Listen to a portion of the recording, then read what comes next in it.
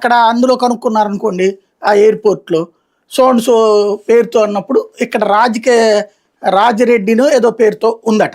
మామూలుగా మనం పూర్తి పేరు పెట్టం రా కదా! ఇప్పుడు అవును. అవును. రాజేష్ రెడ్డి అని ఉంది. రాజేష్ రెడ్డి అని ఏదో పెట్టారట. అక్కడ వాళ్ళు ఐడీ కార్డ్స్ దాంట్లో చూసినప్పుడు ఈళ్ళు డొమెస్టిక్ దాంట్లో అంత నిశితంగా చూడరు కదా!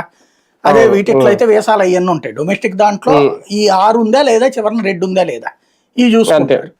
అయిపోతుంది సింపుల్‌గా. కాబట్టి అదేదో కనుక్కున్నారు ఈళ్ళు క్రాస్ చెక్ చేశారు.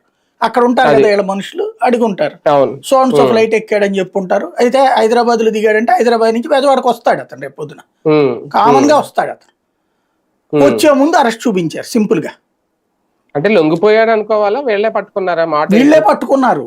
అతను అదే. వస్తూ ఉండగా పట్టుకున్నారు. అదే. దాని ద్వారా అది రాంగ్ స్టెప్ నన్ను అడిగితే.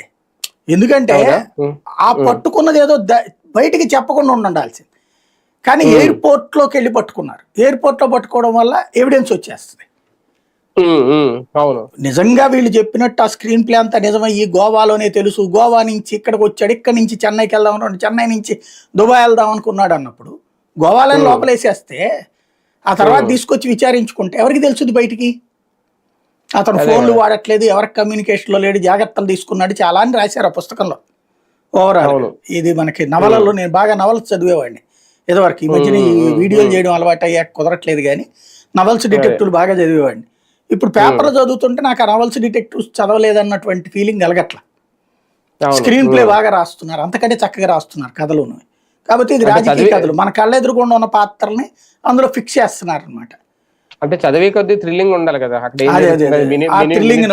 అక్కడ మినిట్ టు మినిట్ ఎలా వెళ్తున్నారు, ఏదో ప్రతి సీన్ క్లైమాక్స్ అన్నట్టు.